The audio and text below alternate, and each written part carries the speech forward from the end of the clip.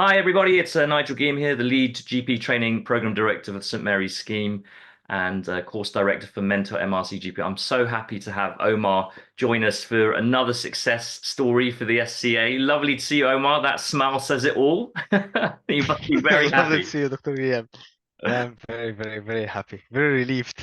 Absolutely. So going in is obviously quite a nerve-wracking experience. You did very well, scoring the high 80s, which is where we predicted you to be for the sitting. But it wasn't, I mean, it's quite challenging, isn't it, to prepare for this exam? We saw you on the course, and then we did some kind of quite intensive one-to-one sessions. Tell Yes. us a little bit about what you learned coming away from all of that. Uh, there are a few things really because the things you start learning is basically we start going through the cases. That's the usual thing outside the course, like tick box. And Yeah. as you know that when I first started my first one-to-one, I was like taking notes of Yeah. all the Yeah. questions and I need to ask this and ask that. And it was a very bad habit. And you can see always I have my pen and paper, but when I get into the course and we did a couple of sessions, I just dropped the pen, started just talking, Yeah, and I think it just flowed that's right. naturally. Yeah.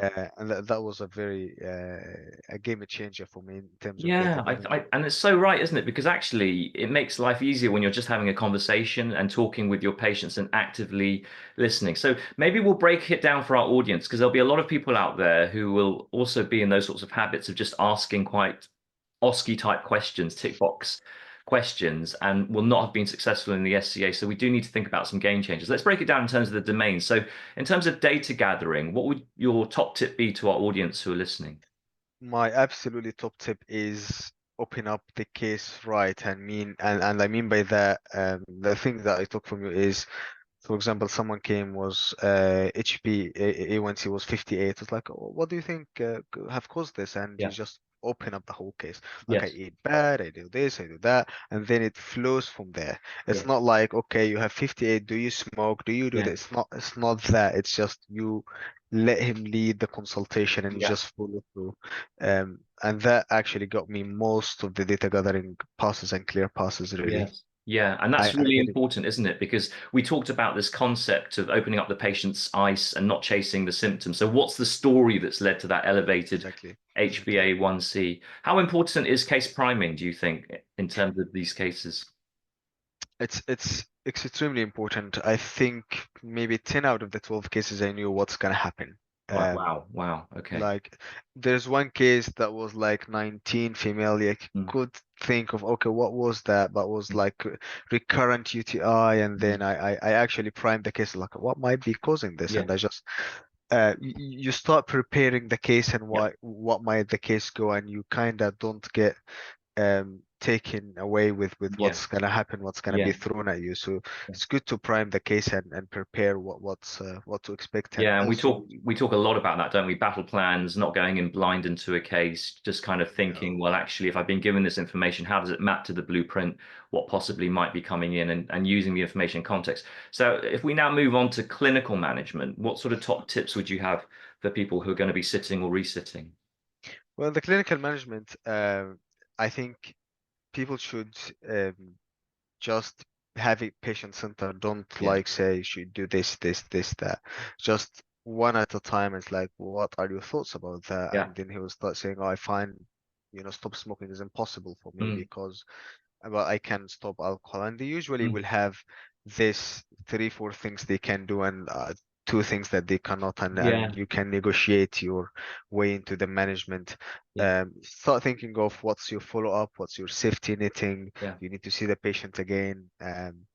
So I think of it as like a holistic approach rather Yeah, than absolutely. So managing the situation, if a patient isn't ready to invest in change at that point, we can't keep forcing our no, agenda.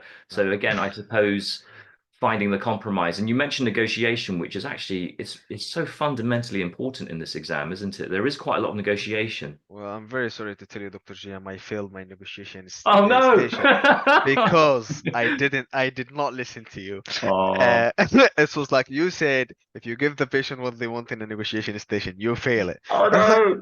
And I was like, you know what? You can get away with one more month of HRP. Oh no! And I was just like fail, fail, fail. I was like, Oh, okay, oh now no. I get it. Now Because I should have because listened. because you're too nice. You're too nice. You're too nice. So it's important to allow the patient to lead the consultation, but not drive the consultation to the end. I Yes, think that's the key, isn't it? Because you've got to be in the driver's seat and listen to the patient who's in the passenger seat in order to find, I suppose, the middle ground. And I suppose that takes us to our last domain of relating to others. What would your top yes. tips be there? Well, it's the thing that we really did in one-to-one really helped a lot. I scored the highest in my relating to others, and I think acknowledge, empathize, and energize. Yeah. I didn't energize a lot, but energizing helped me very much in this exam. A lot of patients were worried, having this issue, and in the beginning, you can sense the worry, the worry that it's palpable, and once you energize, it's actually you can just you Yeah. know get them in the right tune, get them Yeah. in the right mindset, and then the conversation will flow from there. Yeah, I think you're so right there. So I'm so glad you've mentioned AEE because we harp on about it so much on the course. We talked a lot about this because we know you're a very nice guy, but the issue is how do we convey that transference and energy over video, over Yes, audio? And I suppose especially if English isn't your first language, if you're an IMG, then we've got to think about our tonation, not just what we say it, how we kind of use our energy to help the patient because we yes, become almost like the drug, don't we, in that sort of sense. yes. Yeah, so that's great. That's fantastic. Well, I'm so happy for you. The negotiation station. Oh, but I anyway. mean, it was a very easy station. What I want Oh to say, no. so it was a very easy station, Yeah. and when I looked at the markets, like I deserved it because I didn't stand my ground Oh, and negotiate it right. So I think so what you teach in yeah. the course really works. So that's a Uh, lesson to be learned, I think, for everybody who's listening out there is that it isn't just doing what the patient wants you to do and keeping them happy. It's about actually showcasing the dilemma of the case and working through negotiations. But I am so happy you scored such a good mark. thank you. I suppose as we close, what can you say to the audience out there? There'll be a lot of people right now on extensions not being able to CCT this August. It is the morale is low, as you'll appreciate for many. What can you say to try and lift everyone's spirits who are going into the autumn sitting now? What I would say is that what's happening is a common part of the experience of being a trainee. I failed EKT before and it was not a good experience. I lost confidence and it was not, I thought that I would never see that pass Mm. in the tick of passing. But actually it is doable, and I would encourage you to do all the study it right, invest well in this exam because you don't want to keep sitting it. It has a lot of emotional price and a lot of you don't want to pay 1200 every time. No, And absolutely not. it Yeah, is very doable if you follow the right approach, yeah. have the right study partners to do the right things and give you the right feedback. It's very doable. It is, and I'm so glad that you did it, and we had a lot of fun actually. The coaching sessions, I kind of missed them a bit because in the end they were just they were just becoming a bit jokey. But you need that kind of humor. So, Yeah. what is the plan? The world is your oyster. The sun is shining today. What's going to happen now post CCT? Oh yes, I think I will locum for a bit. I've been a trainee for 5 years, and I just want to take a bit of a break. Like I will locum in during that break, and then think of the next steps. I might go to.